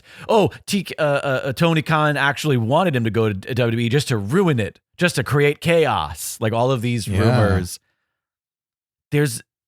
while I don't disagree that Punk is probably really hard-headed and an asshole backstage, when you have the power to be that way, you will flex that power, i.e. AEW. If you think he's going to act the same way in a WWE locker room, the way that this giant corporation acts, you're what do you think reality is? Yeah. Like and also all of the top people ever in wrestling are hard-headed. Right. Sure. They stick by their ideas. Right. They have a very large ego. Right. And they've been in some fucking skirmishes backstage. 100%. When shit hasn't gone well. Sure. This is a different time and age for all this, but they've been in fucking scraps and fights and gotten arguments, or famously in the more modern era took their ball and went home. Right. Because Austin went like, I'm not doing this. This is a fucking stupid idea. And The Rock, there's many stories now about like, yeah, I was talking to Dwayne about like, this is how we're going to put our match together. And The Rock would just say, Rock doesn't do that. Right. And Hogan would say, that doesn't work for me, brother. Right. These guys fucking have their times when they go, no. Yeah. No, this is stupid and I'm not doing this thing. Yeah. That's just all throughout the sport. But I think to my point I'm trying to make though is like that it's just a different business. AEW is in pro wrestling just like WWE is, but the way the company is run is vastly different. And the environment is a corporate environment in WWE. WWE is not going to... It's not shared amongst current active wrestlers that are putting together a show. The Young Bucks and Kenny and Tony, like there's this mixture of, Tony runs the whole show, but I still get to say what I want to do and have, right? But the show is formatted in weird ways. And why is this? We understand the picture of the Elite and Tony Khan having this mixture of, they're all putting this thing together, and it was in conflict of what Punk was trying to do, or the good intention of, I'm here working for you. Why are there rumors being spread around me to these reporters? Right. When I'm on your side, like I'm here. Right. So problems internally that WWE, sure, you're still going to get that with wrestlers of someone's going to call up any reporter and go like, hey, this thing happened backstage. Right. And then that reporter puts it out there and it's like, where did that fucking come from? There's also just a level of control that WWE has. Yes. That AEW does not. Do you want to know what I can compare it to and they're probably not too dissimilar in the fact that they get hated in the same way and their weaknesses are sometimes the same. People criticize something like Marvel Studios, right? The MCU. Okay. Yes, they're going to hire Edgar Wright to direct Ant-Man. But that does not be friends with another dog. But that doesn't. I don't know what you're saying. But that doesn't mean that he can just do literally whatever he wants. And one could argue like, oh man, it would be so great if they just let him do whatever he wants. In this instance, i.e., a CM Punk or whatever, or you know, you can have input, but at the end of the day, you still have to tell our story, and you have to fit within our brand, our presentation, our budget, everything. Their guidelines, because they're 100%. Their names on it. And if you don't think Punk is aware of that, he's been there before. He knows how this works. He didn't come back thinking things are different now. He went back knowing exactly things are all exactly the fucking same. In fact, if anything, they're bigger. Well, they're not. Well, because there are certain things in place that are not exactly the same. Sure. So it's like Triple H is running the creative and operations. Like Vince may show up and fucking change something, but there are differences enough where it's like, this is appealing, and I want to go do this, but I still know I have to work within that's what I mean, of course, and what goes on. Like it's Punk's not fucking stupid. No, not at all. At all. Like he's he is aware. Now there could still be, if that is the case, right? Like if they did run out of TV time, that if you're showing back up and you're going, really? Right. Less than 24 hours? Right. You mismanaged my return? Right. But I don't think so. I'd like to think that it wasn't. I think they pretty much knew what was going on, and that's how much time they were going to give him. Right. But it's I don't buy all this stuff of like Punk's going to be a cancer. Now, if he's problematic and that's just the way it is, then it's going to end real fast. 100%. They're just going to be done with them. There's also a possibility where it's supposed to be done really fast. For all we know, this is a 6-month contract. Yeah. And he's just like, yeah, I'm going to come here for Mania, and then I'll come back at a SummerSlam for a match, and then we'll see what happens if they have a plan for me next Mania. Like, we don't know what this could be the Taker contract or the Brock contract. Well, they're still signed for a long period of time. But sure. It's just the appearances, yes, that's fair. Yes. And yeah, it's they've been talking for a while. They figured shit out for a while. And also with WWE, like we're saying with contracts, it's in the contract. Oh, 100%. It's in the contract. There is and I am very ignorant and dumb to this, right? As we were speculating with AEW that, he was probably fired in a way that removed all the money that he was going to get paid out. For a breach. So it wasn't, well, you got all your money. You got everything you signed up for, but you fucked it up at the end. But hey, you still get everything that you wanted. Right. This would be for sure that scenario. If Punk fucks it up, he loses out on everything coming to him. Right. From the time that he fucks up on any money, possibly residuals for things, possibly like other endorsements and all this other stuff. And they might find him, they might fucking sue him. Right. And they could do that because WWE has a great legal team. Yeah. So that's the other thing too, is the repercussions are significantly greater than in AEW. With a massive corporation. Yeah. Than in AEW, where it's like, don't get me wrong, AEW I'm sure has money to throw around and lawyers to pay by, I'm sure there's no shortage of it. But the experience of literally suing people into oblivion that WWE has and being incredibly litigious and winning in the face having the time of justice many times. Because somebody could be saying, the discipline committee, the lawyers on AEW side saying like, hey, we could sue Punk and do this and you get a lot of your money back. And this would be significant for the company and shows that, you don't fuck with us. And Tony Khan might be like, that's great. Right. That means you have to spend a lot of time in court, Tony, and go and testify and do this. But but I run shows and I run football and I do this and I do that. Like, yeah, what's gonna happen to my action figures? Yeah, so like, what's important to you? WWE can go and do that and be like, yeah, we got fucking lawyers for days. We can do that. Mike Lucas in the chat. Dolph would be the best first opponent for Punk. Oh wait, yeah, there you go. That's like one of the only 10 guys that's still there that he fought, right? Well, I mean, yeah, you got Rollins and Roman. You got Orton. Miz. You got Ray. Miz. Cody. Did they fight? They had to have. Yeah, maybe they didn't have a program, but they had to have been in a ring together. In fact, I think they were in one of those big like 8-man matches that we watched on a watch along once. I think they were. Yeah, and I think they're on the same side. They might have been on the same side, yeah, with like good guy Usos and even still, like it wasn't the Cody of now, so it's different. But there's so many people that there's not that many people that he's fought on the rosters. Was my point. And the reality is even the people who were around, AJ Styles haven't done shit. That's fucking, oh my God, Punk and AJ. I didn't even think about that. That's great. Yeah, there's a lot of stuff to do here. And I will say the people that were around, out of all of them, it's only Orton and Ray who are even the same people. Because like you said, this version of Cody, this version of Roman and Seth, this version of A, B, and C. I mean, Orton's a dad Drew now, McIntyre. So. Drew McIntyre was around too. Yeah, but be curious to go back and see how many significant matches he's had with any of those people. Because even with Seth and Roman, I think it was just the 3-on-1 where he fought the Shield. Right.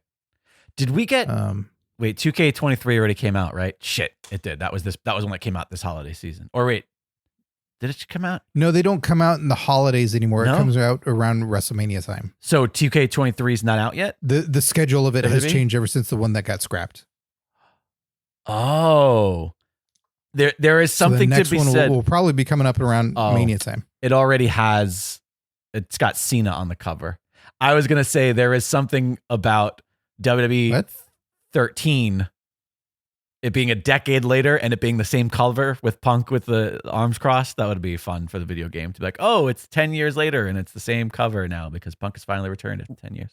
Well, that's already been decided too. Like that shit's already done. Sure. Years on the ring. So even 24, that's what I'm saying. He's not going to be on that one either. Lucas in the chat says, I'd like to see Punk. He's not even on Fight Forever's fucking cover. And he's not fighting forever. I'll tell you that much. Mike Lucas in the chat says he'd like to see Punk and Cross. Yeah, there's so much. There's so much. Oh, they get both like, what time is it? I'm checking my watch. Like, oh, I'm looking at other clocks. So it's a fucking feud with the clocks. Oh, it's gonna be a beat the clock challenge. Oh man. Yeah, Cross be a good one. I'm blanking on someone else's name right now because I haven't seen him on TV for a fair amount of time. Sheamus. No, Butch. I recall his name. That would be good too, though. Him and Pete Dunne, aka Butch. I like that. Cut his hair and change his name. No, grow his hair and change his name back to Pete Dunne again. Or were you talking about Punky Man? No, the Street Profits. Mm-hmm. They're now with Bobby Lashley, I believe, as the new Hurt Business, but not calling it that. Not Angelo Dawkins. Montez Ford. Punk and Montez Ford. I really want to watch. I want only if Montez. I want to see what we thought Montez was going to be, which was like the breakout, kind of flashy, showy kind of guy. I want to see that guy in Punk, but the current Montez Ford, which is just generic bad guy now, I don't know. But yes, I understand. But if he's a bad guy and then Punk and him can find who he is, and he has a bit of that flash, but he's a bad guy, so Punk can get cheered, and I think there's something there. I think there's something real interesting. I mean, there's so many. I know. So many. Honestly, like, there's a lot of that style of guys who I think fit in AEW that were like I mean, speaking of your idea for Gunther, but like the NXT UK guys like Ilya Dragunov, which I did not realize was the current NXT champion, which I'm like, if I would have known he was on NXT, I might have tuned in a couple matches because I love that fucking dude. But like guys like him are really good. Like, what'd you say? I think everybody knew except you. That's what I just said. Yeah, I had no idea. Formerly, God, what is his name now? It's not T-Bar, and he's also didn't go back to being Dijak. Dijakovic. Yes, he's now just Dijak. While I don't know what the hell happened to that character, I thought like he was a really good, like there's all these guys. I'm like, oh, I want to see Punk face all of these like kind of younger, hard hitting, these real wrestler types. The kind of guys who, we associate with the Punk versus the sports entertainery guys. But ultimately, with all this stuff, like this is a milestone, not just for WWE, but this is a milestone for AEW in that this was a big fuck up. This was a big loss for them, 100%. This was a big fuck up. This wasn't the flip side of Aleister Black's contract was just 30 days no compete. Right. Fucking idiots, WWE. Like, what a goof. Like a small fuck up. Right. 100%. Right. Where he showed up 60 days earlier on the other brand of television, and then nothing significant happened of him, and he wasn't a major star. So, it's Jade Cargill was a pretty big fuck up. That's a big loss, even though we haven't quite seen a monster. But you built the unstoppable monster, loses a match, and then gone. Yeah. Like from what you created. Yeah. You built this huge attraction for anybody who was aware, right? And goes, well, where is she now? Now WWE's got her. You got her. You got her on the highest pedestal she could have fucking been on. I would argue too that it started with Cody. I mean, like, how do you let the face of your goddamn company go? Cody's a big one too. At least Cody was it was presented as like, hey, we're all moving apart, but in time, you're probably going to see me back here. Right. And initially it's like, oh, okay, yeah, sure. I don't see you going back anytime. It's not gonna happen anymore soon. And then they made Cody got out of the story stuckness that he was, right? Like, I can't fight for the title here. I can't do that.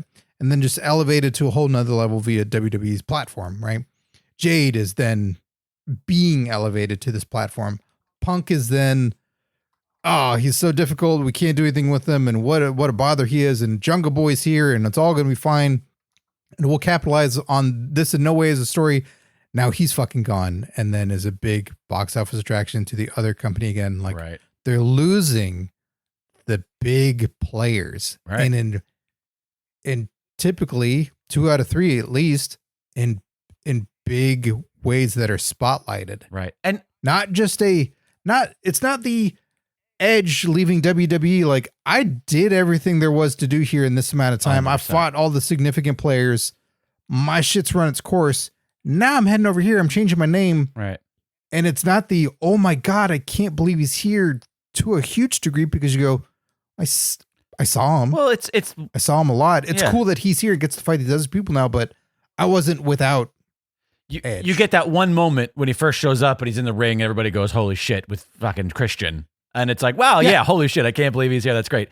And then beyond that, it's like, okay, cool. What are you going to do that's new that we've not seen 100 times? With Punk, he's got 10 years of stories that we've missed. And while he had great matches in AEW and he told some great stories, it still only felt like they were just getting started. I know that he got the title and he was a real world champion and like they made him a top guy, sure, but it still felt like foundationally it was the foundations of what this legacy was going to be in AEW. Whereas, the failures in the other direction are not comparable, unfortunately, and that doesn't sit well for AEW because like gaining Edge isn't a huge loss for WWE. Sometimes both things can be mutually beneficial, where it's like, oh, this guy ran his course in one company and it's great, and it'll be better for him to go away from our fans for a little while instead of becoming stale and problematic. And if this other company gets to have him, it's the old territory technique, right? So sometimes it's not, there isn't, nobody won or nobody lost, everybody wins. But everybody wins. But in some of these instances, AEW feels like it's taken an L. And it wasn't, Cody's contract didn't run its course. No. Or no, actually, I'm sorry. I believe that did. Oh, the contract did, yes. The contract ran its course. I guess I meant the story didn't run its course. Yes. Punk, contract didn't run its course. Story definitely didn't run its course. Right. Jade, contract ran its course. Story definitely didn't run its course. Right. Or, anything. So, and that's not to say that they haven't succeeded, because to my point of not everything is a one person loses, Sting coming to AEW is great for AEW, not a loss for WWE, really, because because they were just he was the ambassador, right? And so, and probably every so often going, hey, I think I'm fine, right? I could do it. I could do more than this table for 3 again. But like now that story, you've actually completing it, and if you're gonna have his last match there, then you've got this legacy of Sting in AEW. And the partnership and the feuds, and there's some good moments there. He owns a slave, and you've given him a human being that is his own. So like it's not all. I just don't want to come off like, oh, these guys just fucking hate AEW no matter what they do, because they've succeeded in a lot of ways. But it's just bad. It's just that I'm just pointing out the milestones. Like 100%. These are significant markers, and this is for them to sit back and reassess and go, hey, QT, get in here. Right. Oh shit, he left. Okay, everybody out. Who we got here? Who can sit down and let's look at some contracts. Let's look and see what we got. Let's focus on making stars. Like, do your thing, keep doing your thing, rocking your thing. But I will say you can't let the big ones go like that. Cody, that's 3. Cody, Jade, and CM Punk. While Jade, again, hasn't had the impact yet, is still just the idea of it. So maybe more so Cody and Punk. They give the feeling of Luger on the first, Nitro, or the feeling of the outsider showing up, where it's like, or Jericho. They at least present Jade in that way. Like they didn't lose the, hey, we know you got to look. Right. So when we bring you on TV, like, that look is there, and the fans that may not know you at all go, Who the fuck is that? Yeah. is that? But it has that feeling. It feels like Jericho showing up in WWE. That felt like, or at the time, it felt like, wow, like this has that Jericho feeling. showing up at the press conference for AEW, like that also was the 100%. This is legitimate. They got a major play here, legitimate. and that's great. He's been a major staple in there and doing what they're doing. But now when it comes to the contract negotiations of 2024, that it's been made so famous of their current injured AEW champion, MJF, and we're seeing what's playing out and what's happening, and that WWE is doing very well. AEW is everything ebbs and flows, right? Everything is, and wrestlers especially, are fucking fickle. We haven't even talked. We haven't even talked about not just losing him, but losing him after fucking Wembley. Like this huge milestone, this huge flag-bearing event where it's Punk and Samoa Joe, these two icons of not just indie wrestling, but who have been on main roster, huge companies, multiple now at this point, the both of them, who are like, this is a big deal. And arguably the biggest deal you got outside Sting, right? Because I don't think Edge had appeared yet for Wembley. But you can certainly make the argument there were other things, because that was the curtain jerker, that was the other world championship. But you know what I'm getting at. Billy Gunn came out of retirement again. Sure, but I don't know. As for me, that's the story. When I think of Wembley, that's the match I'm thinking of. Well, not Will Ospreay because he got a tattoo, and also that was Adam Cole versus MJF. There were other significant things on the card. That was something that I was looking forward to most on that show. But this is the argument I'm trying to make, though, is like, for the quote casual fan, MJF. Okay, yeah, I think I probably have heard of that guy. Sure, you've got who was his opponent? Was it Paige? No, you just said it and I forgot. At All In, yeah, at Wembley. Adam Cole. I'm sorry. Yeah. You've got Cole, which is like, I liked him on NXT maybe, but like while MJF is going to be one of the biggest stars in wrestling history, I do truly feel he's not that yet. And Punk is. And you've got this huge event. I don't know. There's just something about that. It makes it even more sour. Well, MGF will be, and that's what I'm saying, that in less than a year's time, because I don't know when the contract ends exactly. True. He's going to leave, you think, too? He's going to be listening very intently. And I think, as always, another significant player in all of this is William Regal, because William Regal was there at AEW for a year and talked with people, saw how they operated, see how they are as performers, see how they are as people, and was working with Triple H forever and is back working with him again, and can easily say, oh, he's a pain in the ass. Right. You'll hate him. Right. He's great on the mic, but you'll fucking hate him. Or he's everything you want. Yeah. And you'll get along with him fine. Right. Or you got to discipline him a little bit. Yeah. Keep him in line. He needs leadership. He fucking knows. Yeah. He fucking knows, and will tell him. That's true. Yes or no. You're right. Regal's sort of a ringer here in all of this. Regal is this other factor that someone who's more diligent and smarter than I am will someday write a book, and Regal will be another factor in all things of this wrestling war timeline of when does this fucking happen? When does another guy go and get to sit next to Tony Khan and sit in so many of the chairs and be in a group and be hanging out with all these guys for a fucking year? Right. Who just was the NXT guy and scouting all the talent, and then goes, you know what? My kid's over there. My kid went back to my old job. Can I go? Okay. Right. Sure. That's fine. Okay. Thanks. Full report written. Hey, real quick before you go. Yeah. You can't be on TV for at least like a year. Oh, that's what you're hampering me with? Ah, shucks. That'll be, nobody has to put makeup on me for the next year. Yeah. And he just has the full lowdown on everybody. And I don't think he's playing dirty pool by any means, but I think when it comes to, hey, this guy's contract up, do we need to talk to him? Yep. Yeah, you do. Let me ask you this, kind of a sidebar. But do you think that there's any major player in AEW from WWE who at some point will not return to WWE? Because I'm sorry, you lost me there. So Okay. they're in the roster of in their roster of AEW right now, who is a WWE talent in some point, right?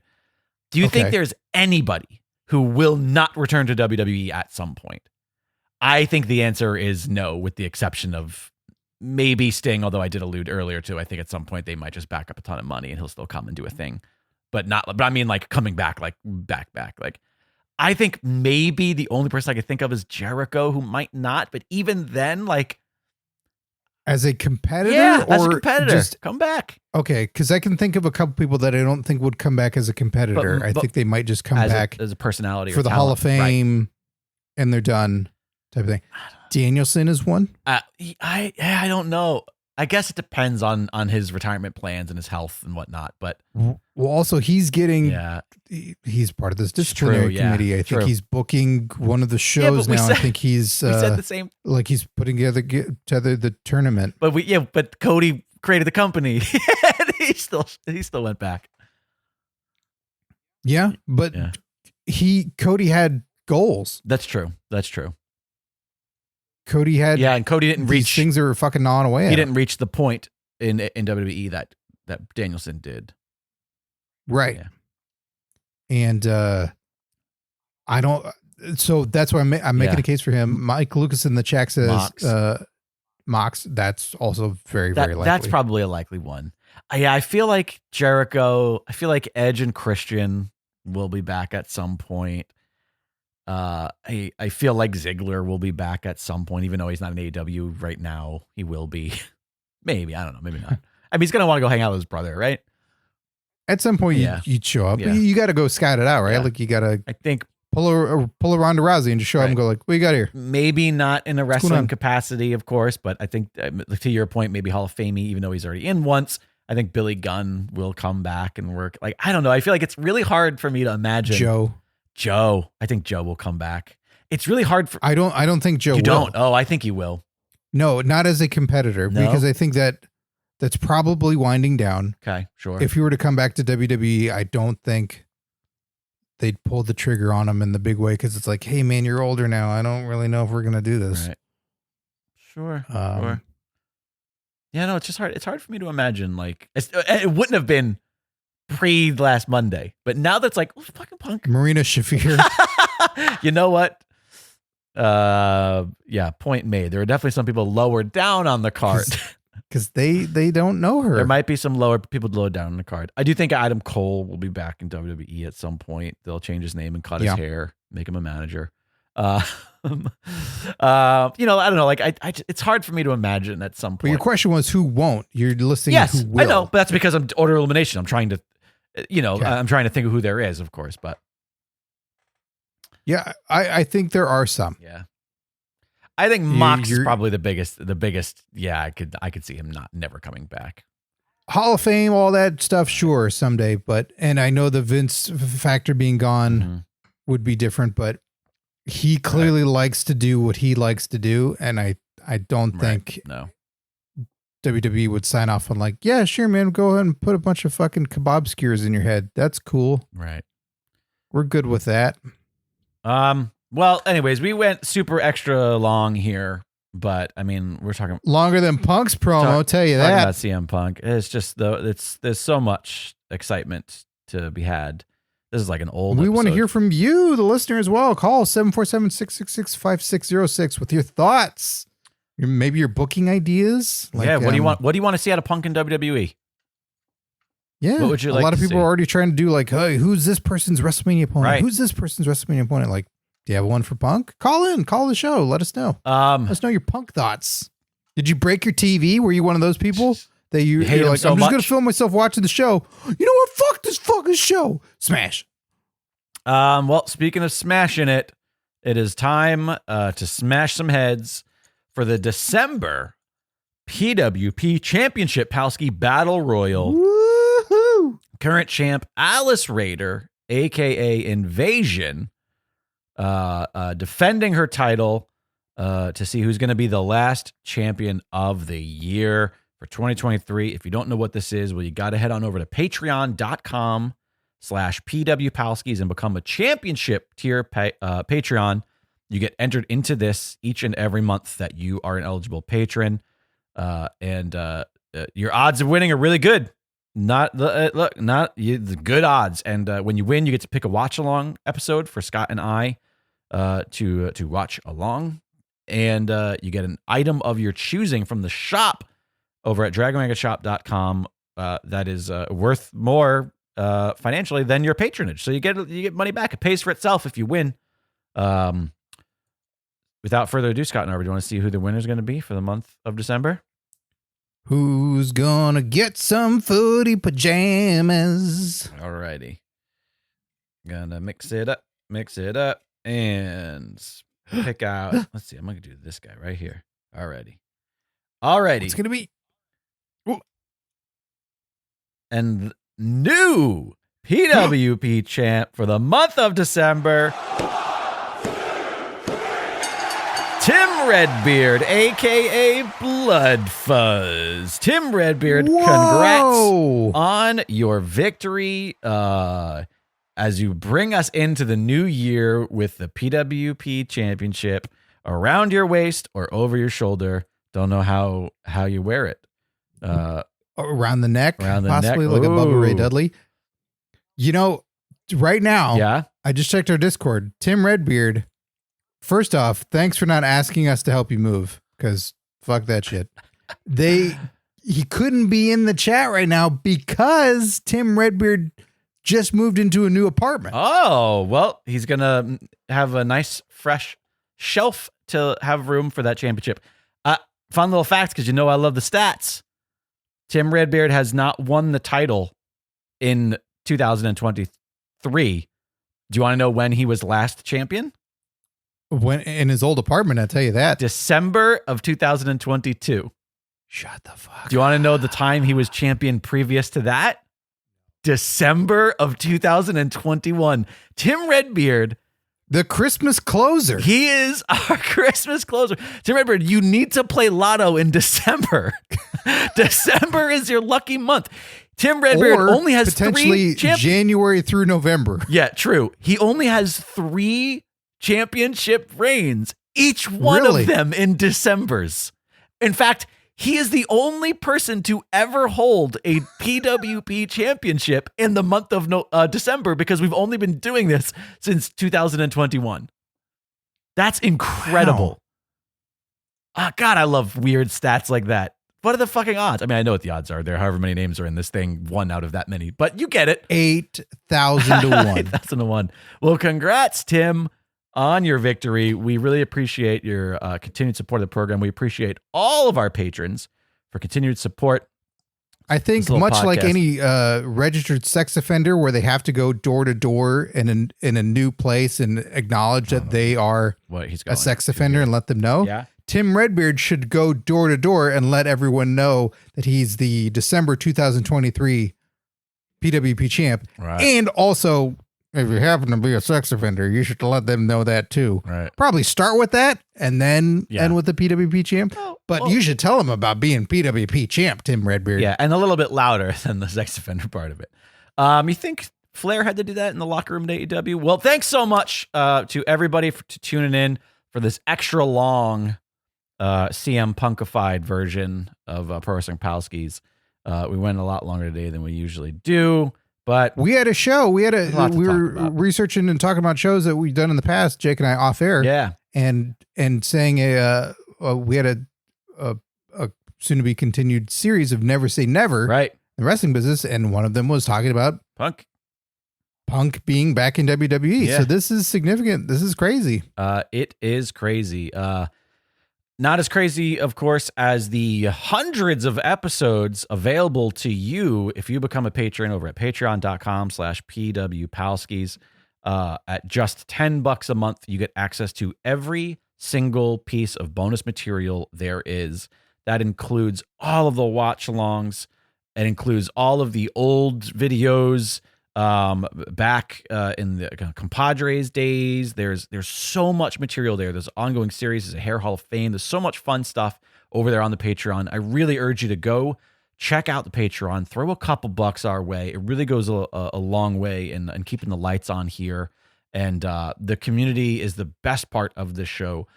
As we say, you guys are always the Pro Wrestling Palskis, and we don't have a show without your support. So please consider heading on over there this holiday season and showing your support. Also, if you haven't left a review in a while, rating and reviews over on Apple Podcasts, you can also now leave a rating on Spotify as well.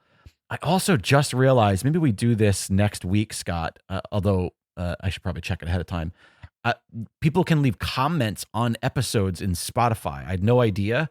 And I went and looked to another show on Dragon Wagon, and there were like people that were asking questions and stuff, and I'd never seen it. And so maybe we'll take a look to see if anybody's written anything. Oh. I'm not sure if anybody's written anything, but maybe if they have, I'll go take a look at that. But yeah. Hey, is Hulk Hogan on your show? Spotify. Shit like that. Spotify and Apple Podcasts, please leave ratings and reviews. Tell your friends. Hey, you know what? Every single time you have a thought, you're watching wrestling, something pops up on screen, you think, oh, God, I have a question, or I have an idea, or I have an opinion. Call the hotline, 747-666-5606. Hotline is open 24 hours a day. Call it whenever you want and ramble and rant and tell your friends to do the same. If you have a friend who's never listened to the show before, they could be on it. Just have them call, and then that's a great way to have them listen to the program. Hey, come and join us, and they'll play your opinion and tell you how you're wrong. Because at the end of the day, yeah, you got a cousin Paul out there like Jake does, where it's like, right? Hey, yeah, I watch wrestling too, and I watch old shit, or I have a question about this thing, or whatever. Tell your cousin Paul. Let him know. And hey, cousin Paul, what the fuck? What? Why are you so upset at him? Well, because it didn't get invited to his wedding. Oh, first off, right. Yeah, there's that part too. So there's that. I don't know if he's finished Road and/or Hog Wild yet. Haven't gotten an update there. All right. What's going on? All right, Paul. Listen, he just bought a house and he's renovating. He's moving. It's a lot of work. I spent all day yesterday. He didn't come see The Shark Is Broken with us. No, he didn't even know what it was. I had to tell him. All right. Is there anything else we want to say before we wrap this shit up? Yes, we got to thank our current Patreon Palskis. Yes, forgot all about it. Let's do that. Well, we've got a new maximum male model name, and we're going to save that one for the end. Oh. So, this is the only pro wrestling podcast where you're going to get a retribution name and a maximum male model name. So thank you to all of our current Patreon Palskis: AJ0314, aka Binary, aka Matrice69, Alex Pierce, aka Figs, aka Zitoys, Alice Raider, aka Invasion, aka Yves Joie, Andrea Beeler, aka Pollen Hate, aka Achu Detest, Curtis Mason, aka Hurtis, Gilbert Short, aka Goliathon, aka Batal Underoos, Mass Lama, aka Spitz, aka Jakara Lover, Michael Beltran, aka Limestone, aka La Natural, Miguel Diaz, aka Bipod, aka Too Much Husk, Mike Lucas, a.k.a. Hackensack, a.k.a. Luger Testicle, Suicide, a.k.a. A.K.A., Tim Bemis, a.k.a. War Trek, a.k.a. Tussle Quest, Tim Redbeard, a.k.a. Blood Fuzz, a.k.a. Blue Diffuse, a.k.a. the current PWP champ, Tony Griggs, a.k.a. Big Griggs, a.k.a. Grand Grisois, and Tom Hader, a.k.a. Cupid, a.k.a. Cherub. Ooh, Cherub. Thanks to each and every one of you for your continued support of the show. That'll do it for this extra long episode of Pro Wrestling Palskis. Congrats to those who are fans of Punk and wanted him back in the E. Congrats to those who think he's a hypocrite and hated him and wanted him out of AEW. Everybody seems to have gotten their wish. Yeah. According to those two sides. And everyone can just can celebrate to go see the Iron Claw with the MJF pickle. There you go. Also, if it's a wrestling company and it's filmed and you can see it, it's probably not real. Should I go and put that out there? It's not real? No, it's not real. I've invested so many fucking hours in something. It's not real. It's not real. Thanks everybody. I love you guys. Thanks for tuning in. As always, it's a blast hanging out with you. Pro Wrestling Palskis. Internet! I'm Coy Jandro, a Bostonian who loves pop culture, comic books, and people, and I host Coycast. It's a podcast about all those things. If it fits in on a con floor, we talk about it on Coycast. Myself and producer Jake do previews, reviews, deep dives, and tinfoil hat theories about everything from movies, TV, and the comic books themselves. I also like to dish out comic recommendations from my 100-plus pull list a week so you know what's best to buy. So join us, True Believer, on Coycast.com or wherever you're listening to this podcast right now.